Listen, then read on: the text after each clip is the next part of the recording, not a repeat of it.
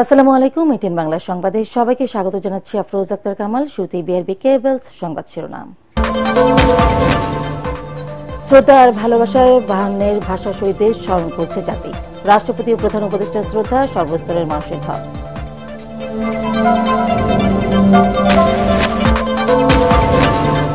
অতীতের যে কোনো সময়ের চেয়ে বাংলাদেশ এখন শক্তিশালী বললেন প্রধান উপদেষ্টা। 21 পদক পেল 17 বিশিষ্ট ব্যক্তি ও সাফ জয়ী নারী ফুটবল দল।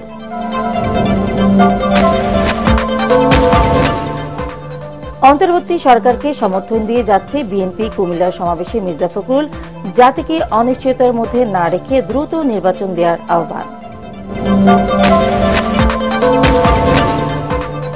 এবং প্রায় 1.5 যুগ পর নিয়োগ পেতে যাচ্ছেন 27তম বিসিএস এ উত্তীর্ণ হয়েও বাদ পড়া 1150 প্রার্থী। 3 মাসের মধ্যে নিয়োগের নির্দেশ আপিল বিভাগের। শুনছিলেন বিআরবি কেবলস সংবাদ শিরোনাম। এবার বিস্তারিত। আজ বাঙালির গর্বের দিন, মহান 21শে ফেব্রুয়ারি, আন্তর্জাতিক মাতৃভাষা দিবস। আমাদের মাথা না নোয়াবার দিন। 21-এর প্রথম প্রহরে জাতি কৃতজ্ঞ চিত্তে তাই স্মরণ করছে দেশের ভাষা শহীদদের। রাজধানীর কেন্দ্রীয় শহীদ মিনারে জাতির শ্রেষ্ঠ সন্তানদের প্রতি শ্রদ্ধা জানান রাষ্ট্রপতি মোহাম্মদ শাহাবুদ্দিন এবং প্রধান উপদেষ্টা ডক্টর মোহাম্মদ ইউনূস। রিপোর্ট করছেন ইয়াসির রানা। 21 বাঙালির অধিকার আদায়ের সাধনা, 21 বাঙালির স্বাধিকারের অঙ্গীকার, 21 বাঙালির মায়ের ভাষা রক্ষার সূচনা। আজ রক্তস্নাত ভাষা আন্দোলনের স্মৃতিবহ মহান শহীদ দিবস। 21-এর সংগ্রাম স্বাধীন বাংলাদেশের অভ্যুদয়ের মধ্য দিয়ে চূড়ান্ত পরিণতি লাভ করে। 21-এর প্রথম প্রহরে কেন্দ্রীয় শহীদ মিনারে ভাষা শহীদদের প্রতি ফুল দিয়ে শ্রদ্ধা নিবেদন করেন রাষ্ট্রপতি মোহাম্মদ শাহাবুদ্দিন ও প্রধান উপদেষ্টা ডক্টর মোহাম্মদ ইউনূস।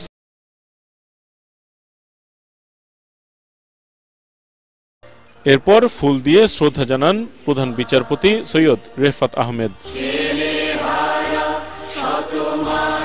এরপর পর্যায়ক্রমে অন্তর্বর্তী সরকারের উপদেষ্টারা, প্রধান নির্বাচন কমিশনার, সেনাবাহিনী প্রধান, বিমান বাহিনী প্রধান ও নৌবাহিনী প্রধান, অ্যাটর্নি জেনারেল শহীদ বেদিতে ফুল দিয়ে শ্রদ্ধা জানান।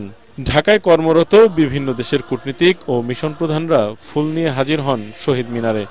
সহকর্মীদের নিয়ে ভাষা শহীদদের প্রতি শ্রদ্ধা জানান ঢাকা বিশ্ববিদ্যালয়ের উপাচার্য অধ্যাপক নিয়াজ আহমেদ খান। রাষ্ট্রপতি ও প্রধান উপদেষ্টা শ্রদ্ধা নিবেদন শেষে শহীদ মিনার এলাকা ত্যাগ করলে সর্বস্তরের মানুষের শ্রদ্ধা নিবেদনের জন্য উন্মুক্ত করা হয়। বিভিন্ন রাজনৈতিক দল ও সংগঠনের পক্ষ থেকে প্রথম প্রহরে ফুল দিয়ে স্মরণ করা হয় ভাষা শহীদদের। অন্যান্য বছরের চেয়ে এবছর আমরা অত্যন্ত একটা সুন্দর পরিবেশে আমরা মনে করি যে আমরা ফুল দিতে পারছি। যে আমরা বলে থাকি যে আমাদের দ্বিতীয় মুক্তির সংগ্রামে বিজয় লাভের পরের এই পরিবর্তিত পরিস্থিতিতে আমরা শহীদদেরকে স্মরণ করছি। এবার একটা ভিন্ন প্রেক্ষাপটে এই দিবসের আরেকটি বিশেষ তাৎপর্য আছে। আমাদের 52 থেকে 71 হয়ে 24 এই যে পরম্পরা, স্বাধিকার আন্দোলন এবং জাতির প্রয়োজনে আমরা যে ঐক্যবদ্ধ হয়ে একসাথে দাঁড়াতে পারি, বারবার ঐতিহাসিকভাবে বাঙালি জাতি তা প্রমাণ করেছে। এই জাতীয় আয়োজনগুলো এই জন্যই আমাদের জাতির জীবনে মাইলফলক। জাতি হিসেবে বাঙালি আত্মমর্যাদাশীল হবে এবং বাংলা ভাষার বিকৃতি রোধ করে মানুষের আশা আকাঙ্ক্ষার বিকাশ ঘটবে। মহান ভাষা শহীদ দিবসে এই প্রত্যাশা সকলের। ইয়াসিন রানা, এটিএন বাংলা, ঢাকা। বাংলাদেশ এখন অতীতের যে কোনো সময়ের তুলনায় শক্তিশালী, আর তরুণদের স্বপ্ন অতীতের চেয়ে দুঃসাহসী, এমন মন্তব্য করে প্রধান উপদেষ্টা ডক্টর মোহাম্মদ ইউনূস বলেছেন, নতুন বাংলাদেশে নিশ্চিত করতে হবে প্রতিটি মানুষের অধিকার। রাজধানীর ওসমানী স্মৃতি মিলনায়তনে 18 বিশিষ্ট ব্যক্তি ও সাফ জয়ী নারী ফুটবল দলকে 21 পদক বিতরণ করে তিনি এসব কথা বলেন। বিস্তারিত জানাচ্ছেন একরামুল হক সায়েম। বিভিন্ন ক্ষেত্রে অবদানের জন্য এবছর 17 বিশিষ্ট ব্যক্তি ও সাবজয়ী বাংলাদেশ নারী ফুটবল দলকে 21 পদক দেয় সরকার। রাজধানীর ওসমানী স্মৃতি মিলনায়তনে প্রধান উপদেষ্টা ডক্টর মোহাম্মদ ইউনূস পদক তুলে দেন। সাংবাদিকতা, মানবাধিকার, সমাজসেবা, গবেষণা এবং সংস্কৃতি ও শিক্ষায় 1 জন করে, বিজ্ঞান ও প্রযুক্তিতে দলগতভাবে 4 জন, ভাষা ও সাহিত্যে 2 জন, শিল্পকলায় 5 জন এবং ক্রীড়াক্ষেত্রে জাতীয় নারী ফুটবল দলকে 21 পদক তুলে দেন প্রধান উপদেষ্টা। সরকারের প্রতি কৃতজ্ঞতা জানিয়ে দেশ গড়তে নিজেদের অঙ্গীকারের কথা তুলে ধরেন পদকপ্রাপ্তরা। আমাদের তরুণ ছাত্র জনতা ফ্যাসিবাদ এবং হেজেমনির এক মিলিত শক্তির বিরুদ্ধে লড়াই করে, অবিস্মরণীয় লড়াই করে তারা জনগণের মুক্তি এবং রাষ্ট্রের স্বাধীনতা ফিরিয়ে এনেছে। লিনাক্সে অভ্র পিছিয়ে যাচ্ছে দেখে ওপেন বাংলা নামে উদ্যোগ নিয়ে আরেকটা গ্রুপ কাজ করছে। এরা কেউ এই মঞ্চে আসার জন্য কাজ করে না। আমাদের জন্য অনেক বড় সম্মানের, ক্রীড়াঙ্গনের জন্য মর্যাদার ও নারীদের জন্য অনন্য স্বীকৃতি। এ সময় পদকপ্রাপ্তদের প্রতি কৃতজ্ঞতা ও অভিনন্দন জানিয়ে প্রধান উপদেষ্টা বলেন, ২১ হচ্ছে জাতির আত্মপরিচয় স্মারক, আর ২৪-এর গণ অভ্যুত্থানে দেশ গড়ার বিশাল সুযোগ তৈরি হয়েছে উল্লেখ করে ঘুণে ধরা সমাজ পরিবর্তনে সাহসী ভূমিকা রাখার আহ্বান জানান তিনি। আমরা এখন অতীতের যে কোনো সময়ের চাইতে বেশি শক্তিশালী, উদ্যমী এবং সৃজনশীল। আমাদের তরুণ প্রজন্মের স্বপ্ন অতীতের যে কোনো প্রজন্মের স্বপ্নের চাইতে দুঃসাহসী। তারা যেমন নতুন বাংলাদেশ সৃষ্টি করতে চায়, তেমনি একই আত্মবিশ্বাসে নতুন পৃথিবীর সৃষ্টি করতে চায়। নতুন বাংলাদেশে শুধু নয়, মানুষের অধিকার প্রতিষ্ঠায় তরুণরা গোটা বিশ্বেরই নেতৃত্ব দিতে সক্ষম বলে মনে করেন প্রধান উপদেষ্টা। নতুন পৃথিবী সৃষ্টিতে তারা নেতৃত্ব দিতে চায়, সেই নেতৃত্ব দেওয়ার জন্য তারা প্রস্তুত। তারা ঘুণে ধরা আত্মবিনাশী সভ্যতার বন্ধন মুক্ত হয়ে তাদের স্বপ্নের নতুন সভ্যতা করতে চায়। সেই সভ্যতার মূল লক্ষ্য থাকবে পৃথিবীর সকল সম্পদের উপর প্রতিটি মানুষের সমান অধিকার নিশ্চিত করা। ভাষা আন্দোলনের শহীদদের স্মরণে 1976 সাল থেকে প্রতি বছর 21 পদক দিয়ে আসছে সরকার। পদক প্রদান অনুষ্ঠানে উপদেষ্টা পরিষদের সদস্য ও বিশিষ্ট ব্যক্তিবর্গ এবং প্রশাসনের কর্মকর্তারা উপস্থিত ছিলেন। ইকরামুল হক সায়েম, এটিএন বাংলা, ঢাকা। অন্তর্বর্তী সরকারকে সর্বাত্মক সহযোগিতা ও সমর্থন দেওয়া হচ্ছে বলে জানিয়েছেন বিএনপি মহাসচিব মির্জা ফখরুল ইসলাম আলমগীর। জাতিকে অনিশ্চয়তার মধ্যে না রেখে দ্রুত নির্বাচন দেওয়ার আহ্বান জানান তিনি। কুমিল্লার সমাবেশে মির্জা ফখরুল আরও বলেন, দেশ নিয়ে গভীর ষড়যন্ত্র চলছে, স্থিতিশীলতা বজায় রাখতে অনতিবিলম্বে নির্বাচন দিতে হবে। এখন অন্তর্বর্তী সরকারের প্রধান দায়িত্ব মানুষের ভোটাধিকার ফিরিয়ে দিয়ে নির্বাচন ব্যবস্থার প্রতি মানুষের আস্থা ফিরিয়ে আনা। কুমিল্লার প্রতিনিধি খায়রুল আহসান মানিককে সাথে নিয়ে রিপোর্ট করছেন কামরুজ্জামানুর রাজীব। রাষ্ট্র সংস্কারে ৩১ দফা বাস্তবায়নের লক্ষ্যে কুমিল্লার লাকসামে এ জনসভা। লাকসাম মনোহরগঞ্জ উপজেলা ও পৌরসভা বিএনপির আয়োজনে এই জনসভাকে কেন্দ্র করে নেতাকর্মীদের মিছিল স্লোগানে উৎসবের নগরীতে পরিণত হয় কুমিল্লা শহর। লাকসাম স্টেডিয়ামে জনসভায় যোগ দেন বিএনপি মহাসচিব মির্জা ফখরুল ইসলাম আলমগীর। প্রধান অতিথির বক্তব্যে তিনি বলেন, বর্তমান পরিস্থিতিতে দেশে অস্থিতিশীল অবস্থা বিরাজ করছে। নির্বাচন নিয়ে অনিশ্চয়তা আর উদ্ভূত নানা সমস্যার কারণে মানুষের মধ্যে অস্থিরতা তৈরি হয়েছে। এই অবস্থা থেকে উত্তরণে অন্তর্বর্তী সরকারকে মানুষের প্রত্যাশা পূরণের আহ্বান জানান মির্জা ফখরুল। তিনি বলেন, জাতিকে অস্থিরতার মধ্যে না রেখে দ্রুত নির্বাচনের তারিখ ঘোষণা করতে হবে। আমরা বারবার একটা কথা বলছি, কথা অনেকে আবার সমালোচনা করেন। আমরা বলছি যে তাড়াতাড়ি নির্বাচনটা দেন, ভোটটা দেন, তাই না? কেন বলতেছি ভাই? ভোটটা যদি তাড়াতাড়ি হয় তাহলে একটা সরকার আসে, যে সরকারটার পেছনে জনগণ থাকবে, তাই না? আর যদি জনগণ না থাকে তাহলে কি ওটা কাজ করতে পারবে? তাহলে আজকের সরকার যত বড়ই হোক, যত বড় বড় লোকজন নিয়ে সেটা চলুক, পেছনে জনগণ থাকতে হবে। আমরা সেই কারণেই বলেছি যে আর কাল বিলম্ব না করে দ্রুত নির্বাচনের ব্যবস্থা করুন। জাতির ঐক্য নষ্ট হয় এমন কোনো কথাবার্তা রাজনৈতিক দলগুলোকে না বলার অনুরোধ জানিয়ে বিএনপি মহাসচিব বলেন, সংকট সমাধানে রাজনৈতিক দল হিসেবে দায়িত্বশীলতার সাথে কাজ করতে হবে। আমরা রাজনৈতিক দল হিসেবে আমরা দায়িত্বশীল দলের মতো কাজ করতে চাই, করেছি অতীতে। আমরা অতীতে সরকারে ছিলাম, ইনশাআল্লাহ আবার জনগণের ভোটে আমরা সরকারে যাব। সেই জন্যে আমরা মনে করি যে বাংলাদেশকে কোনো ঝুঁকির মধ্যে ফেলা উচিত নয়। সেই জন্যই বাংলাদেশকে এখন একটা নির্বাচনের মধ্য দিয়ে একটা স্থিতিশীল অবস্থা সৃষ্টি করা প্রয়োজন। এ সময় তিনি অভিযোগ করেন, ডামি আর রাতের ভোটে নির্বাচন করে দেশের নির্বাচন ব্যবস্থাকে স্বৈরাচার আওয়ামী লীগ ধ্বংস করে দিয়েছে। এখন অন্তর্বর্তী সরকারের প্রধান দায়িত্ব মানুষের ভোটাধিকার ফিরিয়ে দিয়ে নির্বাচন ব্যবস্থার প্রতি মানুষের আস্থা ফিরিয়ে আনা। কামরুজ্জামান রাজীব, এটিএন বাংলা। ২৭তম বিসিএসে উত্তীর্ণ হয়েও বাদ পড়া ১,১৩৭ জন প্রার্থীকে ৩ মাসের মধ্যে নিয়োগ দিতে বলেছে আপিল বিভাগ। প্রধান বিচারপতি সৈয়দ রেফাত আহমেদের নেতৃত্বাধীন ৫ বিচারপতির বেঞ্চ এই রায় দেন। ফলে প্রায় ১.৫ যুগ পর চাকরি পেতে যাচ্ছেন নিয়োগ বঞ্চিত এসব প্রার্থী। এর মধ্যে যারা যোগদান করবেন তারা ২৭তম ব্যাচে জ্যেষ্ঠতার ভিত্তিতে নিয়োগ পাবেন বলে জানিয়েছেন আইনজীবীরা। আরও জানাচ্ছেন হুমায়ুন চিশতি।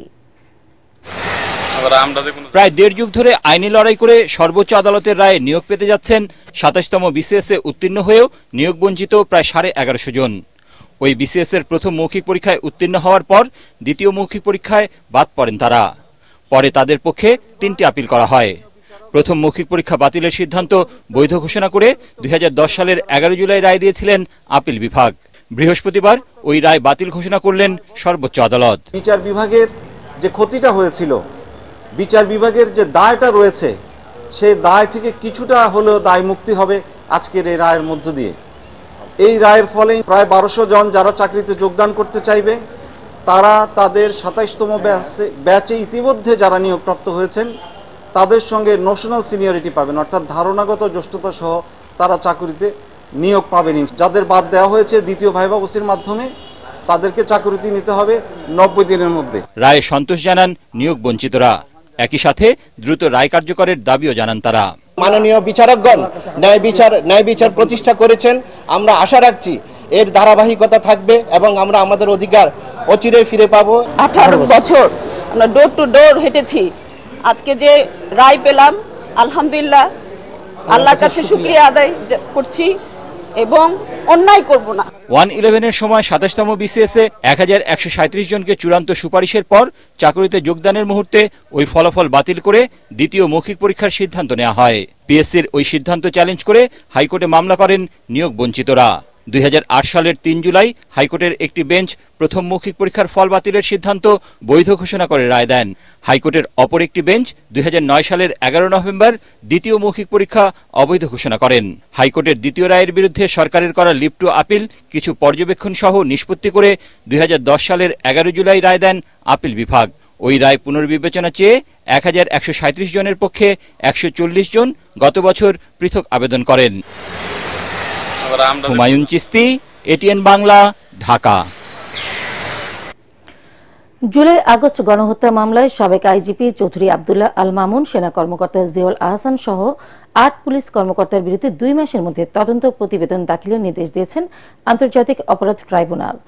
এই মামলার পরবর্তী শুনানি হবে ২৮ এপ্রিল। আব্দুল্লাহ আল মামুনকে ২৩ ফেব্রুয়ারি জিজ্ঞাসাবাদের জন্য অনুমতি দিয়েছেন ট্রাইব্যুনাল। এছাড়া গুমের ঘটনায় সাবেক পুলিশ সুপার মহিউদ্দিন ফারুকী, বরিশাল রেঞ্জের সাবেক অতিরিক্ত পুলিশ সুপার আলেপ উদ্দিনের বিরুদ্ধে ৩ মাসের মধ্যে তদন্ত প্রতিবেদন দাখিলের নির্দেশ দেওয়া হয়েছে। এদিন সেনা কর্মকর্তা জিয়াউল আহসানের কাছে প্রয়োজনীয় বই ও নথিপত্র সরবরাহ করতে দেওয়া হচ্ছে না বলে অভিযোগ করেছেন তার আইনজীবী। বহুবার চেষ্টা করেছি ওনার বই দেওয়ার জন্য, কিন্তু আমাদেরকে জেল কর্তৃপক্ষ সেটা দেয়নি। ওনারা বলেছেন যে জেল বিধি অনুযায়ী আমরা এটা দিতেও পারি, নাও দিতে পারি। উনি কারা কর্তৃপক্ষের কাছে কোনো রিটার্ন কিছু দেননি, গোপন খামে অনেক কিছু দিতে চেয়েছেন, সেটা তো কারা কর্তৃপক্ষ দিতে পারে না এবং ট্রাইব্যুনালের কাছে এটা চাইতে পারে। অন্তর্বর্তী সরকার দায়িত্ব নেওয়ার পর ভারতের সাথে বাংলাদেশের সম্পর্কে টানাপোড়েন দেখা দিলেও ব্যবসা বাণিজ্য সহ কিছু ইস্যুতে দূরত্ব কমেছে বলে দাবি করেছেন পররাষ্ট্র উপদেষ্টা তৌহিদ হোসেন। গতকাল নিজ মন্ত্রণালয়ে সাংবাদিকদের প্রশ্নের জবাবে তিনি বলেন, ভারতের সাথে ভিসা সহ কিছু বিষয়ে এখনও টানাপোড়েন আছে। সকল দূরত্ব ঘুচিয়ে দুদেশী সম্পর্ক জোরদারে আগ্রহী। এদিকে মার্কিন প্রেসিডেন্ট ডোনাল্ড ট্রাম্প দায়িত্ব নেওয়ার পর বাংলাদেশ সহ বিশ্বের অনেক দেশে অর্থায়ন বাতিল করলেও এ বিষয়ে কিছুই করার নেই বলে জানান পররাষ্ট্র উপদেষ্টা। কিছু টানাপোড়েন এখনো রয়ে গেছে, যেমন ভিসা টিসা এগুলোতে প্রবলেম কিছু আছে, কিন্তু দুই পক্ষই আমরা মোটামুটি এই ব্যাপারে একমত হয়েছি যে এগুলি সব দূর করে একটা গুড ওয়ার্কিং রিলেশন, যেটা আমরা ব্যবহার করি, এটাতে আমাদেরকে পৌঁছতে হবে এবং সেই জন্য ভারতীয় পররাষ্ট্রমন্ত্রীও এ ব্যাপারে এগোবেন, আমরা এগোব। বিচারের পতন হলেও গণতন্ত্রের বিরুদ্ধে এখনও ষড়যন্ত্র চলছে বলে অভিযোগ করেছেন বিএনপি নেতারা। 21শে ফেব্রুয়ারি মহান শহীদ ও আন্তর্জাতিক মাতৃভাষা দিবস উপলক্ষে রাজধানীর ইঞ্জিনিয়ার্স ইনস্টিটিউশন মিলনায়তনে আলোচনা সভায় নেতারা বলেন, অন্তর্বর্তী সরকারকে মানুষের প্রত্যাশা পূরণে কাজ করতে হবে।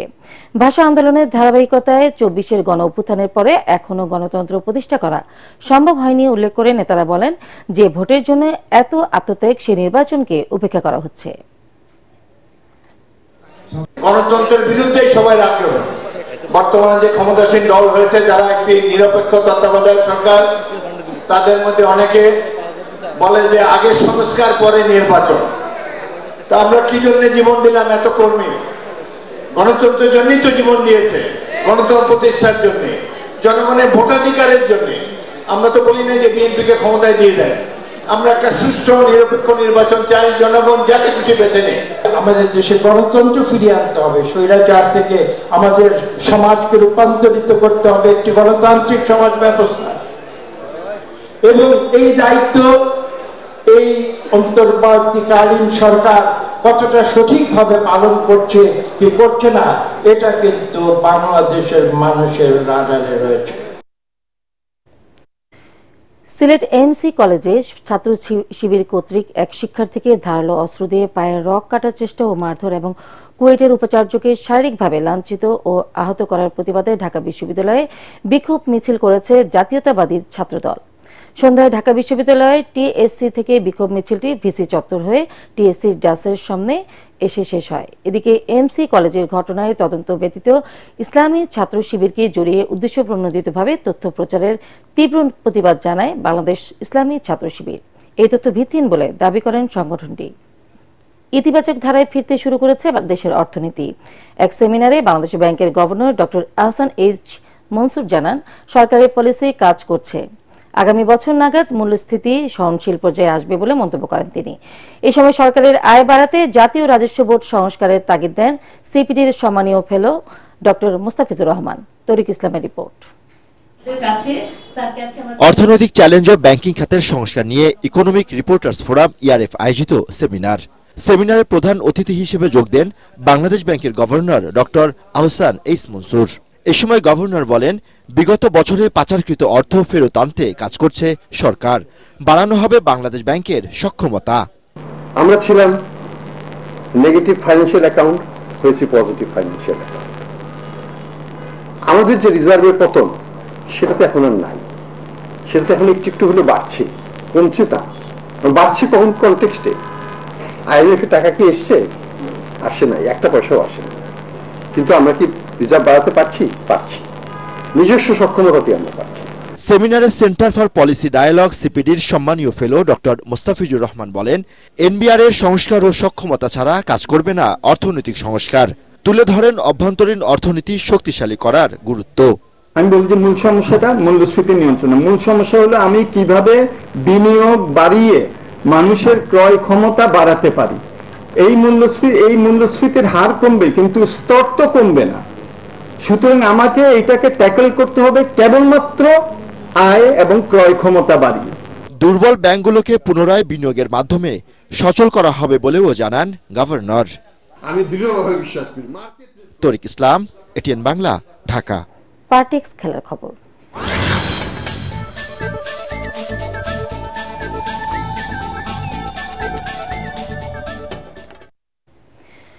শুভমান গিলের সেঞ্চুরিতে বাংলাদেশকে 6 উইকেটে পরাজিত করে আইসিসি চ্যাম্পিয়ন্স ট্রফি মিশন শুরু করল ফেভারিট ভারত। 229 রানের টার্গেটে নেমে ম্যাচ সেরা শুভমান গিলের ক্যারিয়ারের 8ম সেঞ্চুরিতে 4 উইকেটে 230 রান তুলে জয় পায় দুইবারের চ্যাম্পিয়ন্স ভারত। পরাগারবাণী রিপোর্ট।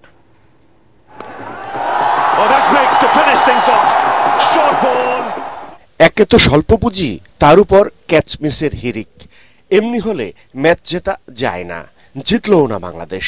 টাইগারদের 6 উইকেট হারিয়ে জয় দিয়ে চ্যাম্পিয়ন্স ট্রফি মিশন শুরু করল রোহিত শর্মার দল। প্রথম পাওয়ার প্লেতেই তাদের পুঁজিতে রান 69, তবে হারাতে হয় অধিনায়ক রোহিত শর্মার উইকেট। ব্যর্থতার বৃত্ত থেকে বের হতে পারেননি বিরাট কোহলি। 22 রানেই তাকে থামিয়ে দেন রিশাদ হোসেন। শ্রেয়াস আয়ারের ইনিংসকেও বড় হতে দেননি কাটার মাস্টার মুস্তাফিজ। 144 রানে 4 উইকেট হারানো ভারতকে পথ দেখানোর দায়িত্ব তখন শুভম গিল ও লোকেশ রাহুলের কাঁধে। অবশেষে গিলের ক্যারিয়ারের 8ম সেঞ্চুরিতে 21 বল হাতে রেখেই জয় পায় ভারত। এর আগে দুবাইয়ে টসে জিতলেও হতাশাপূর্ণ ব্যাটিং বাংলাদেশের। ভারতীয় বোলিংয়ে মাত্র 35 রানেই সৌম্য সরকার, নাজমুল হোসেন শান্ত, মেহেদী হাসান মিরাজ, তানজিদ হাসান তামিম ও মুশফিকুর রহিম কুপকাত। বাংলাদেশ তখন দিশেহারা। শুরুটা খুব বাজেভাবে হলেও জাকের আর তাওহিদের ব্যাটে স্বপ্ন দেখতে থাকে লড়াকু বাংলাদেশ। তাদের ব্যাটে 100 এবং 150 পার হয়ে যায় টাইগাররা। বড় স্কোর গড়ার পথেই ছিলেন তারা। জুটি ভাঙে দলের 189 রানে, কিন্তু তখনও অবিচল তাওহিদ হৃদয়। বাংলাদেশি ব্যাটারদের আসা যাওয়ার মাঝেও তিনি ঠিকই তুলে নেন ক্যারিয়ারের প্রথম সেঞ্চুরি। 53 রানে মোহাম্মদ সামির 5 উইকেট দখলের দিনে 228 রানে all out Bangladesh. ATN Bangla. শেষ করার আগে বিআরবি কেবলস সংবাদ শিরোনাম আরো একবার। শ্রদ্ধা আর ভালোবাসায় বায়ান্নের ভাষা শহীদদের স্মরণ করছে জাতি। রাষ্ট্রপতি ও প্রধান উপদেষ্টা শ্রদ্ধা সর্বস্তরের মানুষের ঢল।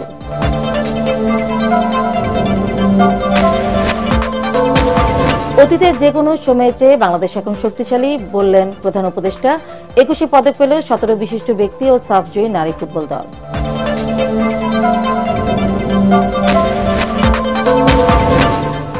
অন্তর্বর্তী সরকারকে সমর্থন দিয়ে যাচ্ছে বিএনপি। কুমিল্লার সমাবেশে মির্জা ফখরুল জাতিকে অনিশ্চয়তার মধ্যে না রেখে দ্রুত নির্বাচন দেওয়ার আহ্বান। এবং প্রায় 1.5 যুগ পর নিয়োগ পেতে যাচ্ছেন 27তম বিসিএস এ উত্তীর্ণ হয়েও বাদ পড়া 1150 প্রার্থী। 3 মাসের মধ্যে নিয়োগের নির্দেশ আপিল বিভাগের। পরবর্তী সংবাদ দেখার আমন্ত্রণ জানিয়ে এখনকার মতো শেষ করছি এটিএন বাংলার সংবাদ। ইউটিউবে দেখতে ব্রাউজ করুন youtube/এটিএন বাংলা। ধন্যবাদ সবাইকে।